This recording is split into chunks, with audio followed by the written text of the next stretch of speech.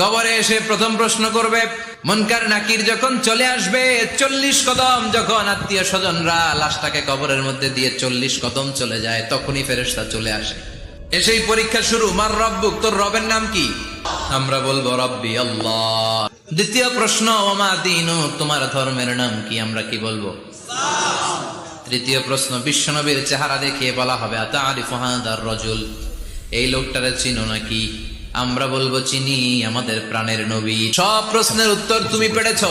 ফায়ুফসাহু লাহু কবরুহু 70 যিরান, আপনার কবরটারে 70 হাত লম্বা করে দেয়া হবে। ওয়ায়ুফতাহু লাহু বাবুন ইলাল জান্নাহ, আপনার কবর থেকে জান্নাতের দিকে দরজা খুলে দেয়া হবে। ওয়ায়ুলবাসু মিন লিবাসি আহলিল জান্নাহ, জান্নাতের 2টা রেশমি কাপড়ের পোশাক এনে আপনারে পরিয়ে দেয়া হবে। আর বলা হবে, নাম কানাউমিল আরুস, ঘুমাও। তোমাকে লম্বা সময় পাড়ে দিতে হবে, ঘুমাও। কানাউমিল আরুস, যেমনি